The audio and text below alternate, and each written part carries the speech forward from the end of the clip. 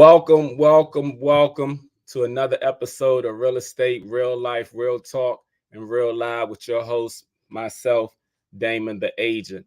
Today is Friday, January 26th, 2024. Hey y'all, it is a wonderful day today. It is nice and warm, and we're gonna hop right into it. As you all always know, I like to start my show off by talking about the latest real estate trends, and then I'll have my Q&As, and then I'll have a guest come on today, Tamiko Gary from C&T Financial. She is a tax preparer, a credit restorer, and also a financial planner. So I'll have her on there. Then I'll have my latest topic today, which will be about GoFundMe versus life insurance. So as always, let me get into the wonderful world of real estate. So when it pertains to real estate, today I'm going to be talking about fixer-uppers. Now, what is a fixer-upper? A fixer-upper is basically a house that is not in good condition that someone buys with the intentions of working on it, improving it, and increasing its value. The reason why people tend to buy fixer-upper is because people can buy them and live in them, or they can renovate them and resell them for a profit on the back end. So let me talk about some of the things when it pertains to fixer-upper. Now, nowadays, there are a lot of houses that are on the market that are not in good condition. And you have a lot of investors out there. There are many investors out there who are always looking for fixer-uppers. They're looking for, something that's distressed. They're looking for a motivated seller. They're looking for these things for a reason. And of course, many people watch HGTV. They get these ideas and everything. But when it pertains to fixer-upper, people need to really understand that there's a cost associated with it. And also people need to understand that you have to have time and patience with fixer-uppers because they become a project. Like I said, people buy them with the intent of improving them and also to have a higher value. So you have to have patience with fixer-uppers. Now, short sales, foreclosures, in many cases are fixer-uppers, even though sometimes there are people who are regular homeowners who buy these things with the intent of fixing them up along the way while they're in them. Now, for those who want to get a fixer-upper, but they want to use it as a project to do renovation, my recommendations will be this. First, I want to tell people this because people don't understand. There's a formula, and this is the reason why a lot of people who are so-called investors end up buying properties, and then they end up not making or profiting like they hoped that they would, or they thought that they would. Because when you buy a property as a fixer-upper, you 9 times out of 10 you are buying it lower than market value. Most fixer-uppers are sold lower than market values. And if you're going to fix it up, you're hoping with the intent of the ARV, which means after resale value, of being enough to profit. But where people lose a lot of money at is in the middle. In the middle. First of all, how are you financing this fixer-upper? Fixer-uppers can be financed numerous ways. Unless you have straight cash to buy a property, there's a thing called hard money lending. Hard money lending, there's a rule of thumb to that because you're going to pay the hard money lenders interest per day. That's why time becomes of the essence. Now, with the hard money lending, most people, regardless of your credit, can get approved for a hard money loan. You just have to speak to the hard money loans and also have the proper contractors in place, because contractors is where people lose a lot of their monies with fixer-uppers. Sometimes, you have good contractors. Sometimes you have contractors that are not so good. But people lose a lot of money with the contract. You have to have the right contractors in place. They can make or break your deals when you're dealing with fixer-upper project. Now, if you're living in a home and you're going to use that as a project that you're going to fix it up while you're living there, that's great. I always tell people to do projects in increments. A lot of times I tell people, if you're going to do a project in a year, do one project, give yourself 3 months to do it. Just depending on the condition of the property, just depending on what the project is. If you're talking about a home that you're buying and you want to flip and everything, then you have to have the right contractor. You have to have the architect, you have to have the electrician, you have to have the roofer, you have to have the plumber, you have to have all the right people in place so that when you are finished, going through all this, that your costs associated with the project did not get assumed over time. Now, the sooner the project can be complete, the sooner that you can always put it on the market and and sell it for hopefully the highest amount to get your money and recuperate that money back. But you have to understand that time is always of the essence. People don't seem to understand that, but it is always of the essence. You can't drag your feet. You can't move slow from the day that you get that property accepted until when you are basically going to sell it again. And then once you sell it again, then you want to make sure that you get that money in time. But people lose a lot of their money in between. So, like I said, there are many projects that can be fixer uppers, but you have to know the product that you're getting. Now, in this particular area in DC, there are a lot of houses that are fixer uppers, meaning they're outdated. They're outdated. They're not in the modern term and everything. So when that happens, a lot of time these properties are still priced relatively high in certain areas. And you have many lenders, I mean, not lenders, many investors who want to, of course, buy low, low, low. And that's why they're always trying to see how motivated, they say motivated, but basically they want to know if they desperate. That's what they really want to know. They use the word motivated, but they really want to know, are the homeowners desperate? Are they willing to take this low amount? There are thousands of investors out there. So a lot of times when people think that, oh, this investor is the only one that's going to buy it, no, there are plenty of investors out there, so just know that too. So a lot of times when you're working with fixer upper, you just have to be connected to the right people. The right people, meaning the right person to help you finance the property, the right contractors, and then in many cases, when you're dealing with someone like myself, the right realtor. So these things can make or break your budget when you're working on these fixer upper properties. Now, there are plenty of properties out here that are either new construction or they're resale. And when with the resale, you have like about 50% of them that needs and require work. You can do the work yourself, but that's going to, again, depend on your financing, how you're purchasing the property. And that plays a huge role as far as what's going to go on afterwards. Now, a lot of times with people like myself, we like to ask you many questions so we can know what's your goal, what's your idea. Once we know your goal, we can direct you accordingly. But without knowing your goal, what's the reasoning that you're purchasing a property? Sometimes people purchase them because they want to live in them. Sometimes people are purchasing them because they want to use them as a project. Sometimes people are purchasing them because they want to rent them out. So a lot of times us knowing your goals helps us to give you the proper guidance when it pertains to your real estate needs. So I just want people to understand that with the fixer uppers that are out here, that many people buy them with the intentions on working on them, improving it, and increasing the value of them. The value is always the most important thing when you're dealing with fixer upper. Also in this area, like in Baltimore has a lot of fixer upper, but you have to understand the ARV, the after resale value. The reason why a lot of properties still sit in Baltimore and they haven't been sold is because you have to look at the economy in that particular area. The economy in Baltimore and the crime rate has a huge factor of why a lot of those properties are still sitting.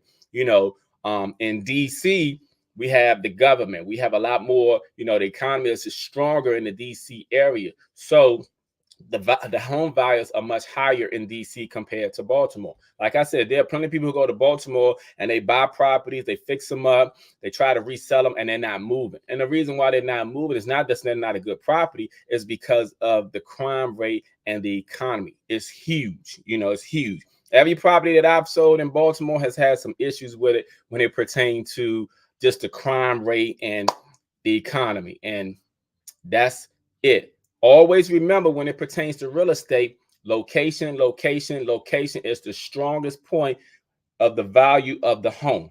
So that was fixer upper. My next topic is going to be about taxes. I'm going to have a special guest, Tamiko Gary with CNT Financial. She's coming on and we're going to talk about taxes because it is tax season, y'all. I know Monday coming up, people are going to be filing taxes, and give me 1 second. I'll be right back.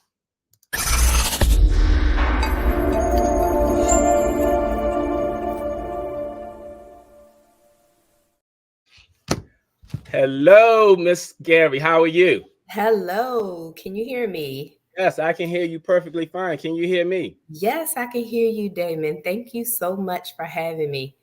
Oh, you're welcome. You're welcome. Thank you so much for helping me. So I appreciate you and your partner helping me with my taxes. So, I've been in some mess for the past couple of years and I'm still getting over it. But you all have done a fantastic job with helping me. And I want to thank you. So, for those people out there who don't know C&T Financials, please explain to everyone who you all and what you all do. Well, I'm Tamiko Gary, one of the owners of C&T Financials, and we specialize in a lot of areas. So this topic today is going to be answer some questions about taxes, but we also have credit repair, life insurance, real estate services, just like you, as well as taxes. So we decided to build C&T Financials to really help and support our community. Mhm. There's so many questions out there about filing taxes and what you need to bring, what I should be thinking about. And I think it's all surrounded around your financial goals. And I heard you Mhm. talk a little bit about goals a few minutes ago as it Yes. relates to real estate. And Mhm. a lot of times people don't understand it's one big picture. And taxes really is the beginning, along with credit, to get you where you want to go in your financial goals. That's good. That's good. Well, I'm gonna have you come on again just to talk about those other things, but today we Mhm. are going to talk about taxes because it is tax season. So Yes. let me ask you a few questions. What documents should a person bring to a tax appointment? There are several documents that a person should bring to a tax appointment. So one of them you should always make sure you have your photo ID. Okay. You should also bring your prior year's taxes with you. A lot of Okay. people don't. And if you haven't had your taxes prepared by C&T Financials before, bringing your prior year taxes is very important so we can see what was done in prior years. Your estimated tax payments for federal and state, what you paid for your taxes in previous years, especially if you are um, running your own business Hmm. and not getting a W 2. So, far as W 2s, you should bring your W 2 or your 1099 if you're running a business. You should Okay. also bring your mortgage and property tax statement, your 1098. If you own Hmm. a home, we want to see how much taxes you've been paying on that home. You'll also receive things like a 1099, which is a bank statement that you'll get for, any interest that you have on any savings within your bank. If you have Okay. children, you need to think about that as well. We need your children's social security card. That is important. We need to verify that these are your kids and you're entitled to claim children. Right. So due diligence is important. Okay. Childcare expenses. A Hmm. lot of us working families, we have kids in daycare. You want to make sure that you bring your daycare or childcare expenses information. They have their own tax ID, the address, all of that should be laid out on the form that you get from your child care center. So, whatever donations you've made through the year, we also want that. Stocks, if you invested in any stocks, like a lot of us do, we want to see what interest you have in the stocks. So if you bought or sold, and be able to calculate that for you too. So there's a couple other things like your retirement contributions, health saving. It's a lot of things to remember, and we spend a lot of time compiling all of these documents. But the good thing is when you work with C&T, if you have any questions, give us a call. We can help you put those documents together. And we also like to send little reminders to our clients, especially those who have been there with us for a while. Say, hey, you forgot your childcare, you forgot your donations. We want to get those in. So those are really all the important pieces. Well, that's good. That's good. That's a lot of information. It is Are a lot of information. Right, exactly. Are there any penalties for not filing taxes? And if so, what are the penalties? Yes, you have 3 years to file previous year's taxes. And when you don't, those penalties start to accrue very, very fast. So All right. you're looking at 5% up to 25% for every year that you did Wow. not file. So, for example, if you didn't file for 2020, 2021, or 2022, those interest and penalties are going to start from the first year that you did not file. Hmm. So that can be a number of years of penalties and they add up very quickly. And that's federal. And it also doesn't include state as well. So we do have clients where we file for previous years. That's normal. And Hmm. we'll look over what you've been paying in taxes and what you have, the interest that you've accrued and penalties, and talk to you about how that's going to affect your current year and your financial picture going forward. Okay. Okay.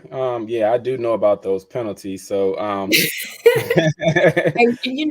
and most of us, hmm. unfortunately, have been in that position. Hmm. Even myself, many, many moons ago, clearing up, taxes and clearing up penalties and Hmm. things that I should have done a long time ago. And that's the benefit of partnering with CNT. You have people who have been where you are and have accrued enough information to be able to help you get to a better place. Well, that's good to know.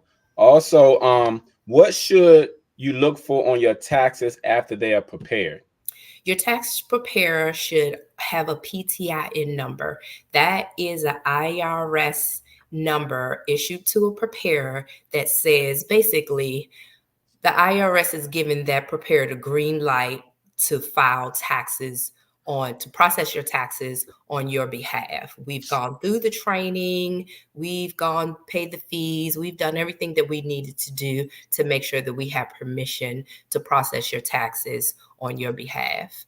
You should also make sure that your preparer is only charging you a flat fee. There are some preparers out there that charge by the form. People run their business the way that they run it, but having a flat fee and not a charging you according to your refund, you should be looking out for that too. You should be reviewing the information on your taxes. And that can be a big thing because a lot of times people get their taxes filed and they're not really sure of what they're looking at. Your tax preparer should be giving you details of every form that they file for you and actually going through all those numbers that you see on the form that could be like Chinese writing when you go down too far. Right. Make sure the information on your taxes are correct. Make sure your social security number is entered properly. Make sure your children's information is entered properly. It is a lengthy process, but when your tax preparer is knowledgeable, they Hmm. should be going through these steps with you.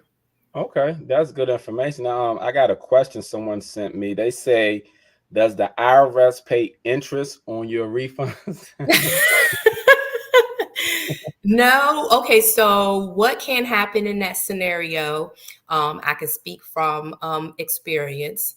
If you owe taxes and your interest and your penalties have accrued, the IRS will make sure that they receive their monies first Hmm. before you are entitled any refund.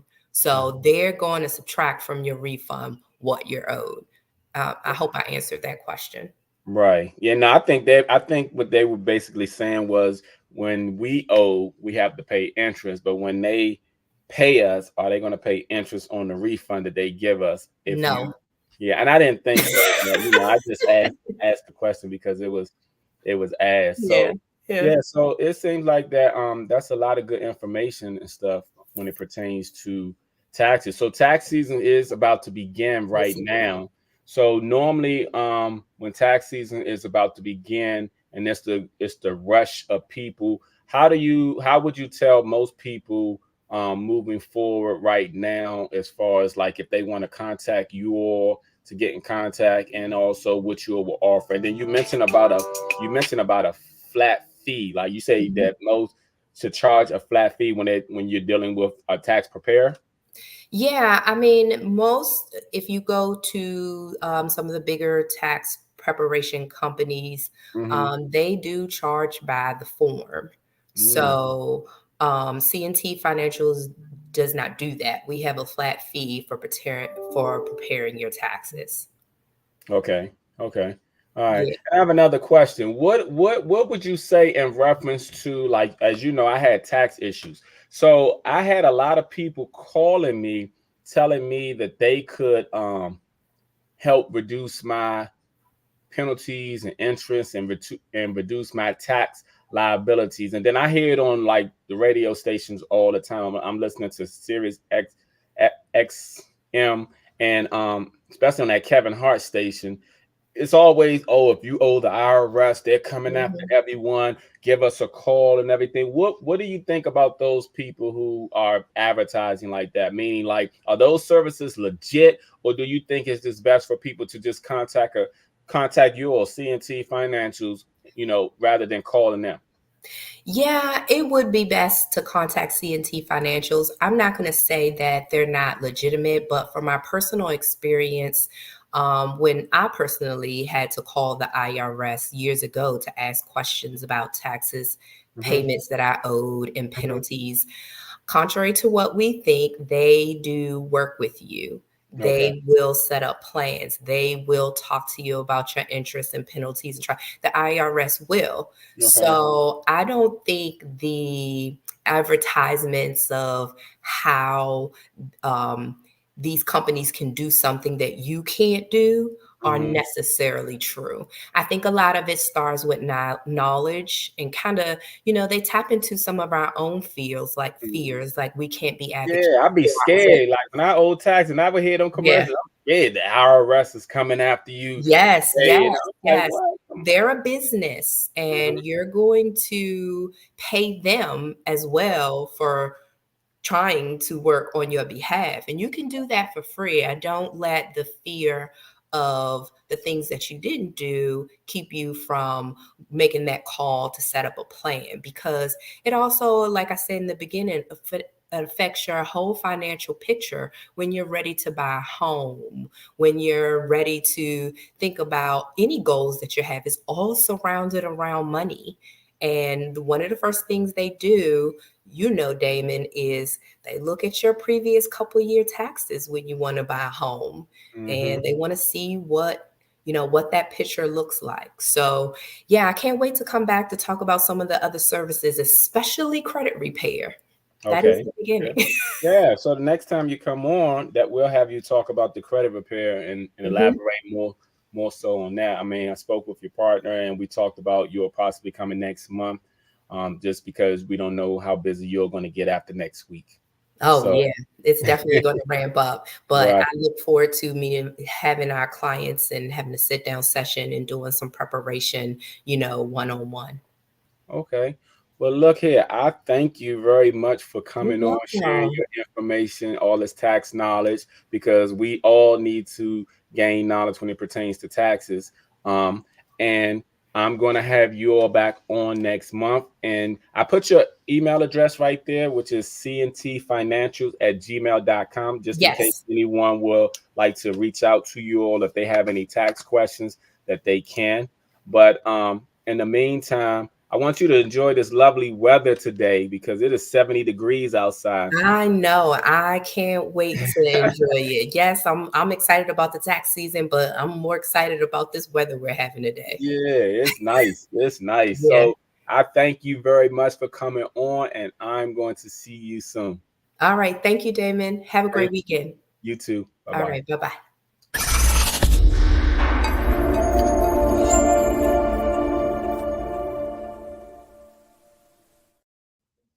All right, y'all. That was Tamiko Gary of CNT Financials. If you all have any questions at all pertaining to taxes, please reach out to her and her staff. She's at cntfinancials@gmail.com. She's helped me tremendously with my taxes. I've been having tax issues for years, y'all, years.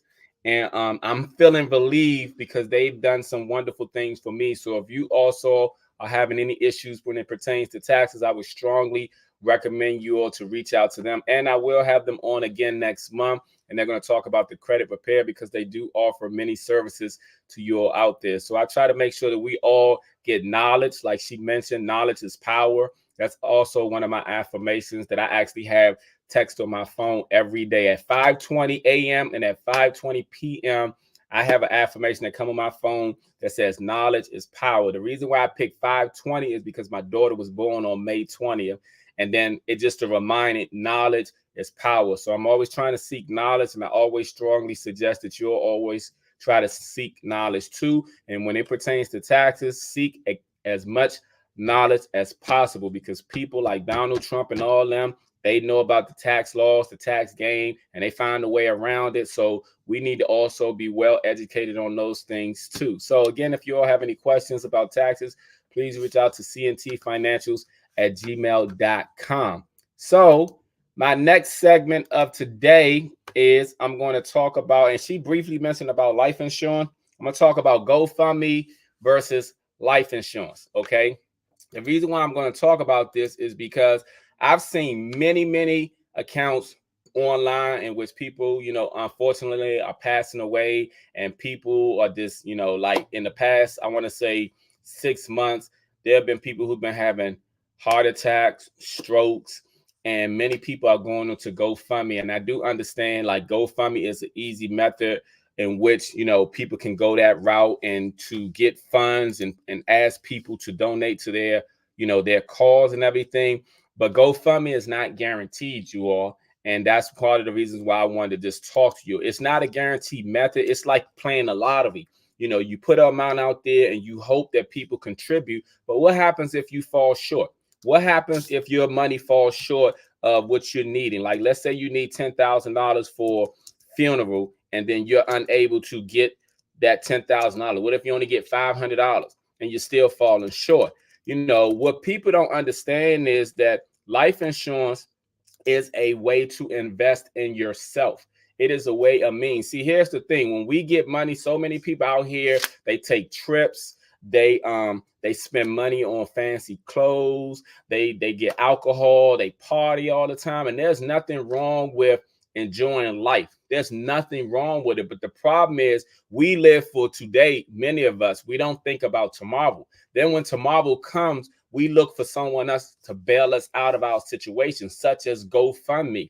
One of the things that I learned is during the pandemic, there were so many people who, got the PPP loans, and many people who got it weren't supposed to get it, but so many people did get it, but the PPP loans were limited.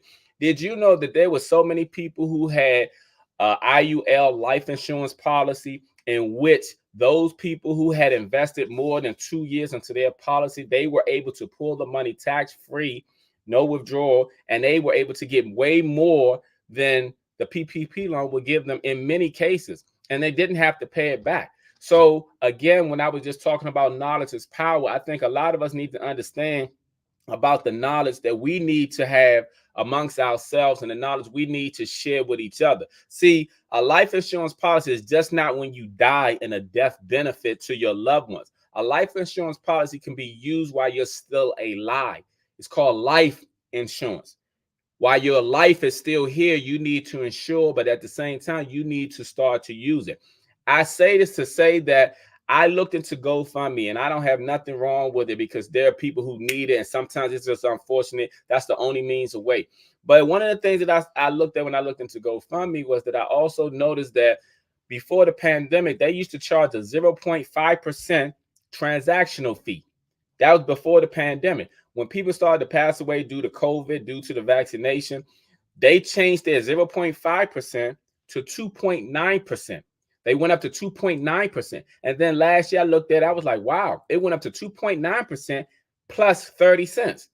So even though that may not mean nothing to the person who's asking money and to the people who are giving money, but what you have to understand is if you set a certain dollar amount, they're going to give you that certain dollar amount minus their fees and stuff. And sometimes you can come up short on that. And of course, they're going to try to get paid. But I feel as though, why give money to someone who's neutral, you don't know, having nothing to do with it? And why not invest in yourself? See, here's the thing. There are so many people who get older, and when they get older, they're able to go golfing. They're able to still travel. They're able to live by themselves. But then you have some people who not. They have to go into a nursing home. They have to stay with their kids because we didn't prepare for the future. Now, even though I'm saying this to some people, it's going to go over some people here because people don't want to hear about it or whatever and stuff. And they're going to take their money. They're going to go party. They're going to go play lottery. They're going to go to the casinos. They're going to go do whatever they want. But the money that if you took part of the money that you took and spent at the casino, that you spent at the liquor store, that you spent buying all the fancy clothes, you took part of that money, 25%, not even 50%, and invested it in yourself, you will set yourself up for a better future tomorrow. Because yes, life is not guaranteed, but what if you do live to another 30 plus years? What are you going to do? Because some people right now, they're trying to figure out the next 30 days. That's understandable. But then there's some people, you're content, you're comfortable, you get your nice check every week, every 2 weeks, every month from your job. You okay, you're going to do what you want to do, but you're not thinking about your future. Because that's why many people, when they retire, they end up having to go work at Walmart. They have to end up going to do things because they did not set up their future. The only thing I want people to realize is you don't have to go to GoFundMe when you can set yourself up with a nice IUL life insurance policy or an annuity, and you can invest as little as $100 a month. People spend more than that drinking. People spend more than that buying clothes. People spend more than that eating, traveling excessively. I'm not talking about doing things just to enjoy your life, because we all need to enjoy our life. I'm talking about doing things excessively, because unfortunately, many of us have an addiction to something, whether it's video games, alcohol, drugs, sex, gambling, something. Many people have an addiction to something. But if you take at least $100 a month and invest it in yourself, that's only $1,200 a year. Some of y'all spend more than that going out on one shopping event. You take that one shopping event and invest it in yourself, and you do this every year, I guarantee you in the future, you will set yourself up. Now, I say all this to say, you all, please look into a life insurance policy. I am well connected with a lot of life insurance agents. I also do have a life insurance license, but at the same time, I always like to refer things to much experienced people. And at the same time, if you all want to talk about it, please reach out to me. And if you all want more information about it, please reach out to me. And this is one thing I want to share with you all before I go. Many of you all don't even know, but Walt Disney of Walt Disney World, Roger, what's his name? Kroger, and also the owner of McDonald's and J.C. Penney, they all started their business with their cash value life insurance policy. Many people don't know, but if you don't believe me, I challenge you to order this book that I'm about to tell you. This book is called Money, Wealth, and Life Insurance. Life strategy, tax strategies that the wealthy use. Order it. Go to Amazon. Type in money, wealth, and life insurance. And it's going to say tax strategies that the wealthy use. Order that book. It's only like 70-something pages. And read it. And you're going to see what I'm talking about, how these people, Walt Disney, the owner of McDonald's, J.C. Penney, and it's another one, I can't remember, I think it was Kroger's. They all started their business through life insurance policy, their cash value life insurance policy. And during the Great Depression, the only people who were thriving were the people who had these life insurance policies. So here's the thing, y'all. We don't know what the future holds. We don't know what tomorrow holds. But the only thing that I can say is if we all start to prepare ourselves for tomorrow, we may be in a better position, because it's always better to have something and not need it than to need something and not have it. So I'm going to leave on that. And I just want to thank you all again. So give me 1 second so I can do a quick recap.